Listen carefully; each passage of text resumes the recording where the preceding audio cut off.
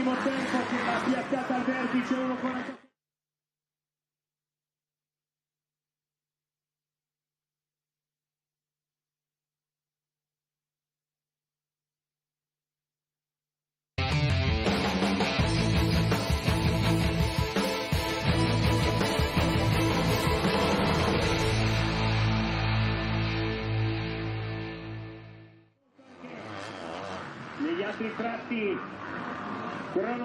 Hello everybody and welcome to our live studio show here on MXGP TV with me, Paul Malin and Lisa Leyland, where today we are at the 14th round of the FIA Motocross World Championship, the MXGP of Trentino, for the first of 5 races in the next 18 days. Our first guest is in the house, Jeff Jensen, and he is the team owner for Hostetler Yamaha. And we've also got Isak Gifting coming in, and right at the end of the show, Ben Watson. But before we meet our first guest, Lisa, I bet you're already counting down the days. We've finally made it to here. I know. 18 days to go before Mantova 2. I bet you can't wait, can you? You know, it's been pretty full on, hasn't it? But we've still got so much to get through in such a short period of time. It's kind of the end of season, but it's not quite the end yet, is it? No. So ask me again in a couple of weeks. So. In a couple of weeks or a couple of days? A couple of days. Well, look, before we do go anywhere, just want to say, our camera guy here, Bozas, happy birthday, sir. It's 50th. Yeah, it's 29th today, so good to see you, and hope you enjoy your day. Get back to work. Anyway, let's meet our first guest, shall we? Jeff Jensen from Hostetler Yamaha is the team owner there. And, yeah, first of all, ex-rider turned racing coach, now team manager. Is this the first kind of high-profile team that you've taken on and managed? No, it's not a high-profile team, but we do it like back to the basics. The main important thing is that the riders do good, that we have good bikes. We don't have a big truck or something, and we prepared pretty good in this winter, and we work one-on-one, and yeah, that was the first step in for this year. Yeah, and obviously in at MXGP, which is what I meant with the profile thing. But how did the team come about? Was it just something you'd been thinking about for a few years, or you just thought last year, you know what, I can run something here? No, I was just working last year with a Yamaha team from Switzerland, from Hostetler sponsored, and it was with Peter Pollack and Cyril Genot, some other guys were in that team, and then we started talking about the next years, and they want to continue working with me, and then we set up a team around Peter with some another European guy, Joel Elsner, Swiss guy, and then once in a while it came like Hostetler with, hey, we got Guillaume, hey, we got Tournus, can you take him? Yeah. Okay. That's how it happened here. Wow. On a Sunday night. Yeah. Wow. Well, you mentioned you got 2 riders, 2 MXGP riders, yes. One of which is Arno Tournus. Hasn't been the easiest of seasons for him, has it, this year? What do you make of it so far? Arno is a very lovely personality, and he's a very, very quiet person, real on the floor with the feet. And when he's got a good flow, he's a pretty good. He's really good skilled rider. And sometimes he just needs the mental situation is very strong and very important for him. And now he's getting his form back, and he's struggling because he had this concussion in the middle of this summer. Yeah. And then it was a break for him, and it was pretty hard to take off these days. But now he's coming back, and I think his results last week were pretty good again. Well, he has been on the podium here in the past, hasn't he? Are you hoping that he could perhaps use that for his advantage and just finish off the season strongly? I mean, we've got 3 GPs here, haven't we? Yeah, we still got 5 GPs left, and I think he's going to be doing average riding at the moment, and he's feeling comfortable, and he gets 2 results. His form is coming now. He's a little bit late because of this break in the summer, but he's doing better already now. Yeah, well, he was 10th overall last week in Spain, so that's already a consistent, pretty close to the 6, 7, 8 guys. Because they're all close. Yeah. It's a very tough competition, MX1 this year, MXGP class. Well, what about Valentin Guillaume? Because obviously, again, another rider that on paper doesn't look like he's had the best season, but his season has been interrupted by your Swiss championship commitments as well, hasn't it? But, you know, it's obviously not easy going backwards and forwards like that, is it? Especially now with the level so high. No, because Valentin is not the super athlete, to be honest, and we all know that. And he can whip, though. Yeah, he can whip, and he can ride a bike. He's got really good skills, and we saw it in the MX Destinations. He got a whole shot, and just one guy came by. There was Hurlings, nothing to shame about, and he stayed second. He went second. But he did the Swiss Championship, and it was a pretty tough race for him because he always did 2 classes. He rode MX2 class, stepped on the other bike, did the MX1 class, and he did 1 hour racing, 1 hour break, 1 hour racing again. Old school. Yeah, but proper. Yeah. But again, just talking about the nations, obviously this is the race that stood out for him this year. He got a whole shot, finished second, like you said, to Jeffrey Hurlings. That's not bad going all by itself. But when you see performances like that from Valentin, do you still believe then, after seeing that with the next few races, because he's now in MXGP for the last few rounds, yes, when you see that, you think, actually, he can be there or thereabouts, sort of like 10, or, you know, around 15 to 10? Because on the team report last week, he was like, yeah, 10, 15 would be excellent for him. Yeah. Can he break the top 10, do you think, or not? Or is he a 10th place, 12th place guy? On MX Destination, all his family, his friends were there. He felt really comfortable, and I think that's very important for him to have this surroundings with people. And when he got a good start or a good mood in the morning, then it starts like completely different than the other days where he's like struggling. But last week it was pretty good also. On the 17, he catched up till the 15, 14 guys. His speed was pretty good. But it didn't affect on the results. You couldn't see it. And the second motor, he was not getting the flow. Sure. But it's the difference between a good motor and a less good motor is pretty big. But if he gets a good start, then you think he can do that kind of performance? Yes. Then he have the spirit and the will to finish it till the end. Finish it. Yeah. Superhero thing going on there. And what about Petr Polak? He's having his best season in MX2, isn't he? But what do you think he needs to do to sort of break into the top 15 or even the top 10? Peter is a very quiet personality, and you see it in his time practice. He's like a diesel. He builds it up too slow. He's always steady, always in control. Don't make any mistakes. Okay, on the end of the race, he makes also the best lap times. On the end of the time practice, he makes the best time practice lap times. And that's he's not a typical MX2 rider because they're like young and fresh and they want to go the first laps. How old is he? How old? 20. Okay. Yeah. And obviously, looking at the results, because this is, I think, his 3rd year full as an MX2 rider, and it is his best season, as Lisa said. Yes. As a, obviously, you also are a ride coach as well, and, you've helped riders over the years. As your role as a ride coach, take your manager's hat off or team owner's hat off, how are you able to help someone like Petr Polak to sort of find that next step and break into that next kind of group of riders? Yeah, we try to give him a good mindset and make him ready and prepare him to be like hungry for the first laps, because that's the problem with his racing career. He's just the first laps, he's not on it. And he's always got a first motor that's decent, like 20 or 19, and the second motor is always better because then I push, and he gets a little bit more angry and he puts more into it the first laps, and he gets like a 15 or a 16. But you have to imagine we have like, I say always like 12 factory riders, MX2. So what you come up next, 13, 14, 15, 16 is already pretty good. Yeah. It is a tough in the MX2 class. Okay, well, look, we are just about out of time, but what can you hope for the 3 riders over the next 5 races? We hope that we do consistent, good results, and the guys stay healthy, and we have a good season on the end, and we end it strong. Okay, can we do that again? Come in? Yeah. Knock on wood. Knock on wood, exactly. Well, look, Jens, thanks for joining us, and all the best for the riders for the rest of the weekend, and, of course, for the last 5 races in the next just about 2.5 weeks. Yes. Thanks for coming and enjoy the weekend. Our next guest is in, getting ready to talk to us, but before we meet Isak, let's catch some MX2 action. Here's race 2 highlights from a week ago in Spain. Man, what an atmosphere that was there. Enjoy. It's going to be interesting to see what happens in MX2.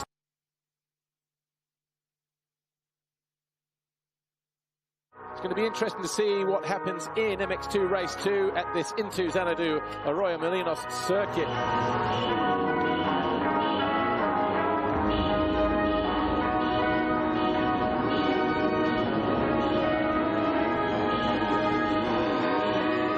Vial once again hits in second, Guadagnini third.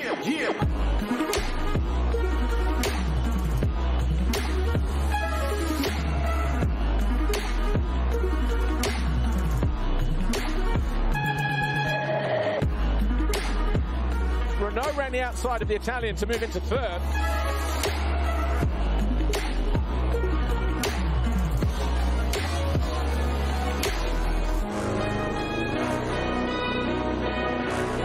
A change of lead. Iago hits, leads on the opening lap. He's just found his way past Vial. Oh, Guadagnini throws it away. That's in the dip. just after the FC Moto step down. And Renault alongside Tom Vial.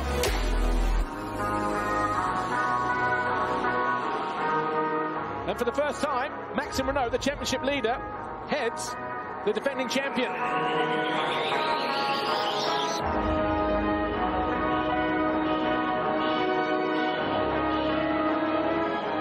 And he's all over the back of him, isn't he? He's good through here as well.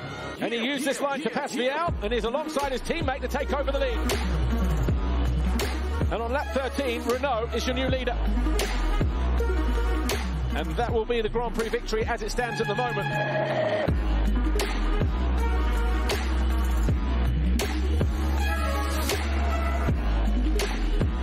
Here's Ruben Fernandez, currently in 5th place now. Found his way past Hoffer and De Wolf. Good to see the Honda 114 rider putting on this display in front of the home fans. Throw a blanket over these three at the moment. 2 minutes plus 2 to go. Still undecided. Get to the inside here and he goes down. He's in 3rd, but out of the fight for the win.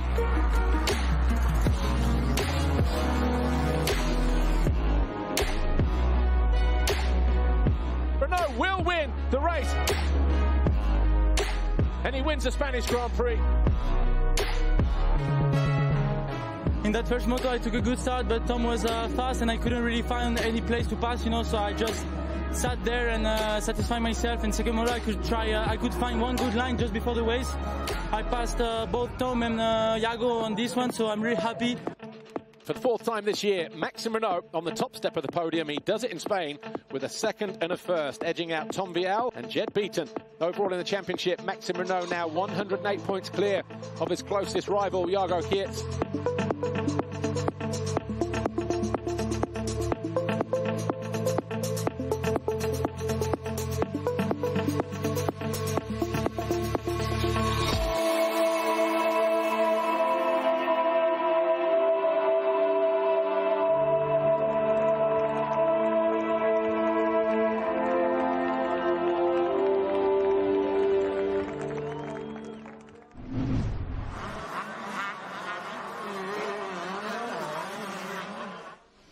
Hello everyone, welcome back to our live studio show here on MXGP TV with me, Paul Malin and Lisa Leyland. Our second guest is now in from Team Diga Procross Gas Factory Racing, Isak Gifting. Of course, he's from Sweden, and apparently, hey son.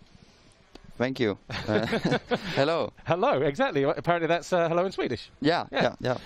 Before, because I've got a Swedish director, he was telling me, tell him, good doggy. Good doggy. And I'm like, dude, that sounds like I'm praising my pet, not good day. He was saying, tell him it's good day. I was like, nah. Yeah, good dog, good dog. See, there is a brain in here. Yeah. Anyway, welcome to our live studio show once again. No singing this time, by the way. No singing this time. Let's talk about your season. You joined MX2 midway through the championship last year, finished 12th overall in the campaign. You've been in from the start this year, you're 15th, but I know you were injured at the start of the season. Is that where the problems kind of started, really? Yeah, of course, a little bit. I mean, the beginning was a struggle because of that injury, but yeah, also, I mean, I've been searching a lot this year, like for half of the season with the bike and with my riding, and I haven't been where I want to be, and I haven't really found that feeling that I had last year when I came in, because then I was feeling really good, and this feeling I haven't really had for the whole year, and we made some changes like midway through the season, and like the last few races, I think I've been feeling a little bit better, and also it's been showing a bit more on the track. Like I've been running a little bit more up there, and showed the speed sometimes. For sure, I made a lot of mistakes, but like I'm a little bit getting back there. I feel just like I missed a lot when I haven't been running in the front for such a long time. You miss a lot, you know. Just on that foot injury at the beginning of the year, because I think it was just before Russia, and then you had that crash. Did you find that the first few races that you were trying to race yourself back into kind of fitness as well, and kind of that was maybe preventing you from developing the bike or looking for the things that you were looking for, or not really? Yeah, also, I mean, I missed time on the bike, of course, like the whole week before Russia, and I mean, between the races I couldn't really practice, so It was more just racing and racing and racing, and of course that doesn't make you better. No. And it makes you also a bit stressed. And then when you in Russia, like with the foot and everything, it was okay, and I was riding okay. I mean, I could have finished top 10 almost, but then I crashed out like both races. And that also creates some kind of stress, you know, in the beginning of the season, and that just follows through all the races. Well, you mentioned that these past few rounds you are finding your form again. Good result in Os. You seem to be back to your usual self in Sardinia, 5th overall. Did it feel good to be back up there at the sharp end? Yeah, for sure. It felt more normal, let's say. Like all the other races, normally I've been pretty disappointed, so it's been nice to get some races where I feel like I did something good. And also now in Spain, in the first moto there, I actually had a pretty good start, like 4th or something, and I was running up there for quite some time. For sure I got a little bit unfocused in the end, and I lost a few spots, but I was still like 5, 6 for a long time, and I felt like I can run more close to those guys than what I've been doing for the first part of the season. I mean, I know you said you got a good start in Spain, but now that you are back to full fitness, is your starts perhaps something that are letting you down a little bit? And if you get the starts, then you can be up at the front again? For sure. And I think the main reason is actually because I'm qualifying so bad. Like my qualifyings are disaster every time, and I'm like really always trying to figure out something where I can qualify, because how bad I even qualify, I'm always so much better in the motos normally. And I just had one good qualifying in Latvia, and for the rest I've been starting from like outside of 15, you know. And it's difficult. Some tracks you can do it, like Spain, you can make a good start anyway. Well, you mentioned Spain, that first race, you know, you did make a good start and you looked good, actually. Again, same like Sardinia and, you know, the times that we saw you in Os. But, I mean, did you like the track as well there? Did you have a good feeling with everything there? And was it helped by the fact that you got that good start? Because you do, mentally, don't you, go on a different level when you make a good start. It kind of helps pick you up another 10%, 15%. Yeah, for sure you do. And then you're more free, you know. You're not being held up by another rider. You're just going with the fast guys, and you can look the lines, you can follow them, and you always go faster then. And yeah, I felt pretty good. The track was great, and bike was feeling all right and everything. So yeah, I made for sure way too much mistakes, which made me drop down a few positions. But I think that's the lack of like being in the front for a long time. Well, what happened in Spain? Because we did see you in pit lane in the about midway through the race, in that second race. Yeah, in the second one. Then I crashed on the first lap. I went into, I think, Benistant actually. Right. I went down, and then I tried to charge up. It was going pretty well. Like I catch up quite a lot of riders. But then I made another crash, a little bit bigger, and everything got bent. And I tried to fix it in the pit lane, but then we DNF'd that race. All right, well, look, we are just about out of time, but real quickly, last year you came here, got a 3rd in the final race of the season. A track you like and looking forward to for the next 3 races? Yeah, for sure. I love this place. Cool. I hope I can repeat it. Okay, well, look, Isak Gifting, thanks for joining us. All the best here for the next 3 races and the 2 more in Mantova. Thank you very much. Enjoy the rest of the season. Right, let's catch up with our next guest, but before we do, here's some highlights from MXGP Race 2 in Spain 1 week ago. And I said it before, what an atmosphere in MXGP. It was electric, off the scale. Enjoy.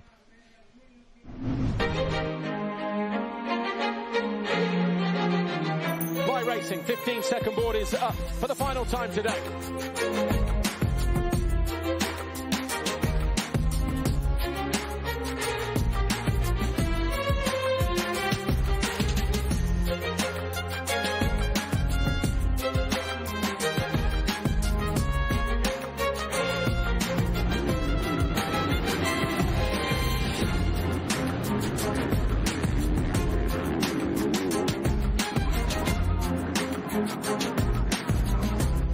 For a 26 after getting held up in turn 3, bottom of the first hill. Jonas looks across, sees Hurling charging down the inside. Oh, almost coming together, the 2 KTMs. Oh, Hurling's almost involved in another finish line jump crash.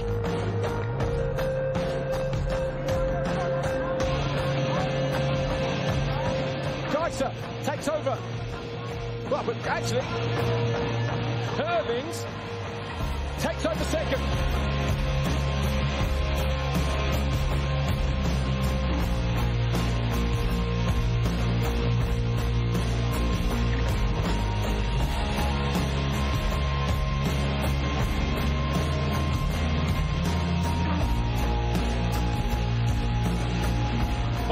Sides his way up the inside. He had a look last time around. This time around there was no mistaking. Herlings found a way through. He now leads.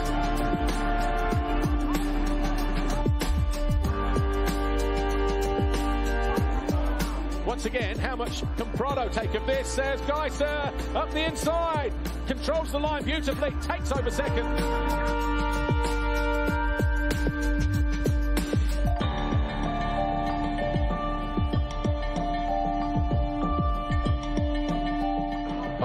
Tell you what, teammates at it again.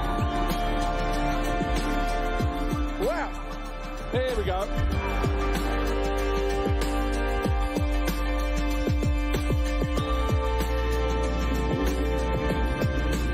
Oh, and he has found his way past Siwa, Roman Fevre, towards the end of lap 15. All of a sudden he's up to 7th place. Oh, sure they touched there as well. Front and back wheel. Cairoli did well to keep it up on 2 wheels. Jeffrey Herlings, Red Bull KTM, wins race 2. He wins the Spanish Grand Prix. Tim Geiser will cross the line 2nd. Jorge Prado will cross the line 3rd, and that would be good enough for 2nd overall for the Spaniard.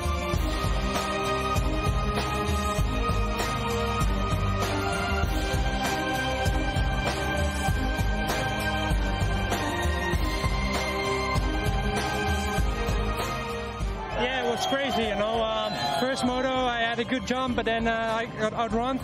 But second moto I didn't have a great jump either, but I was around 5th or 4th through the first turn, and then I just could click off riders, and halfway the race I managed to take over Corker for the lead, and another overall, so number 96. So the 100 is coming close to one day.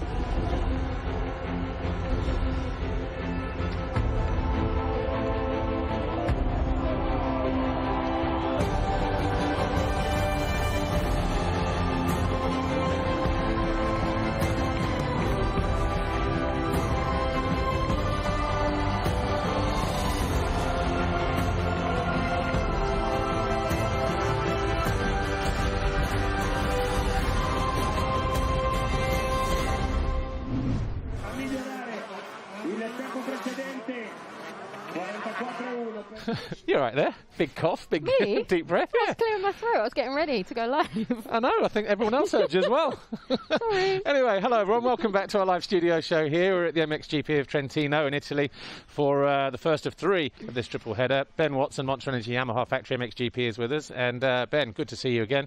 You know the drill. We'll talk about the season briefly. It's your rookie season in MXGP. Is it sort of been tougher than you originally expected it would be? Because obviously you're a big lad going from MX2 to MXGP. It's very easy to go, oh yeah, the big bike will suit me well, but how's it been for you? I've got mixed feelings about the season. I've been happy at times, and then other times I've felt a little bit disappointed, but I think the most difficult thing was, for example, here my final GP I won, I was 2nd overall, I was 5 or 6 times on the box, and then to go to MXGP and be fighting just to get in that top 10. Yeah. It's hard to accept the difference, but I should actually be happy with the top 10 in MXGP, and especially in my first season. So it's been up and down, but overall, not too bad. What's been the most difficult then? Has it been the intensity, the early pace of everybody, or is it like the push at the end of the race, for instance, or bike setup? I don't know. A lot with the bike, I would say, more than anything. Are you missing Saturday then, as a rookie? Yeah, big time. Honestly, like the first laps and everything, I feel the guys around me now are a little bit more in control and clever. In MX2, sometimes I felt it was a bit crazy and not really my style, and I struggled in the beginning of the races. But no, in MXGP, I've been feeling quite good in that area, and honestly, the racing with the guys has been good. Yeah. But with bike setup, sometimes I've been struggling there, and the qualifying, it's just been my biggest downfall every single GP. Yeah, well, you did pick up a couple of top 10 overalls, Italy and in England. 5th overall in Holland, but that must have been quite a good confidence boost for you. It was just your 3rd race on a 450. Yeah. Us, obviously, there was a few guys, you know, crashing, and I just put in 2 solid, consistent results and came out with a great overall. But honestly, no, I've had a few good races. I've been in the top 10 a good few times, and when I'm there, I feel good. But honestly, the qualifying, I've been majority of the time outside the top 15, even outside the top 20. So when the start is not really, you know, so equal, then it makes for a really hard GP. Well, you said you feel good when you're there. I mean, here you look good, you look relaxed, and you look like you're enjoying it.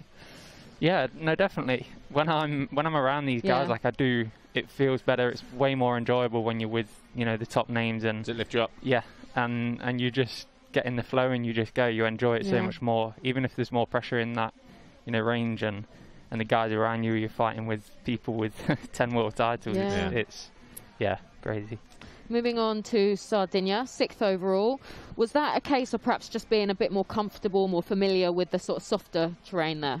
Yeah, and honestly, like my qualifying wasn't good, but then the start was fair. You know, you could go left, right, and still take a whole shot, and that was the thing. I took 2 really good starts and just rode my own races. But honestly, I didn't ride good in Sardinia. I didn't feel good at all. I was struggling with a few things with the temperature, and that was a tough GP for me. To come out with 6th, I was quite surprised, to be honest. I'll tell you one place where you didn't struggle, Mantova, Motocross of Nations. The first time you could celebrate with a bronze medal on the podium with the team, because you couldn't do that a couple of years ago, and you came away with a gold plate, MXGP class winner. Yeah, How cool was that? That was amazing. I had an incredible weekend. Obviously, a lot of guys were saying, no, I'm not going to go, don't want to take the risk, and, you know, there's still a long way to go with the season, but I just saw it as a good opportunity to go and try and prove myself. And, you know, for Team GB, everyone, you know, will appreciate if you go there and you give your all for the country. So I did that. I took the opportunity, and I'm really, really happy that I went and did it. And obviously, again, going back to that setup thing, we're going to be in Mantova for 2 more rounds, the last 2 rounds. It was also the perfect opportunity, especially on Saturday, to get some extra settings to take the pressure off in the free practice and time practice when we go there for those last 2 races, do you think? Yeah, definitely. But you even see on Saturday, like I did the one qualifying warm-up session in the morning, and then we had the qualifying race in the afternoon, and I felt good. I got out, I got a good start. I did my own riding, and then I started to feel like not stiff, but just getting tight and just not loose. Was struggling with a few things, and that's the story of my GPs this year. Like the time just from qualifying straight into the race, I'm just not feeling myself straight away. And you see, then on Sunday I was already a lot better. How was that?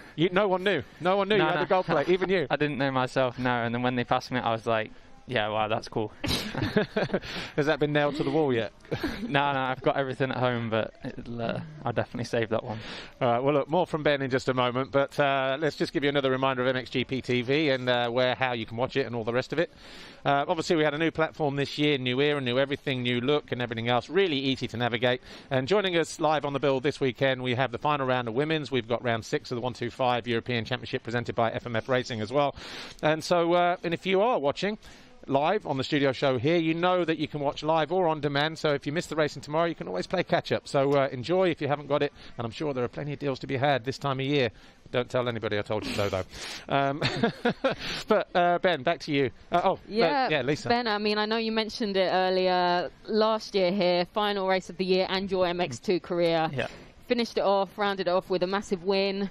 I mean, coming back, you must have such fond memories of this place. Yeah, definitely. When I come here, I mean, you don't even need to be racing or here for the event, and it's already an amazing place and atmosphere. So the weather, everything, just to come back and, just look back on these memories these were days I won't forget. But the track, I mean, I've been out on the track looking today. It looks a lot softer now. It seems like they've brought in more softer. Is that going to change things, you think, compared to how it was last year? Obviously, you're on a 450 as well. Yeah. So that'll be different.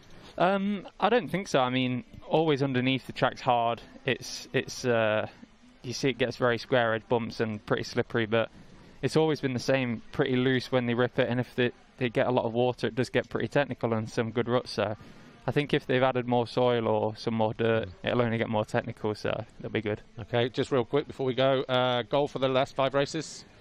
yeah, I want to just feel myself. Honestly, I've not been really happy with my feeling, even if I've had a good result or not. Just sometimes I want to just feel a bit more free and just enjoy my riding a little bit more. So if I can get out there, just get some good starts and run up front with the guys, you know, who are fighting for podiums, I just enjoy it a lot more. So that's my goal, just to go out there and be myself. Cool. All right, Ben Watson, thanks for joining us. And that's it. We're out of time here on our studio show today, but we will be back in just over an hour and a half's time with the first race of the day, WMX Race 1. That'll be 1:05, and then, of course, we've got EMX 125 Race 1, and we finish off with the final 2 races of the day. We'll be back tomorrow live on MXGP with MX2 time practice from MXGP. Of course, all the racing from MX2 and MXGP. So from me, Lisa, Ben, and thanks to our other guests today as well. We'll see you tomorrow, and happy birthday to this guy here once more. Bozaz, you're a good man. We'll see you tomorrow. Thank you. Bye for now.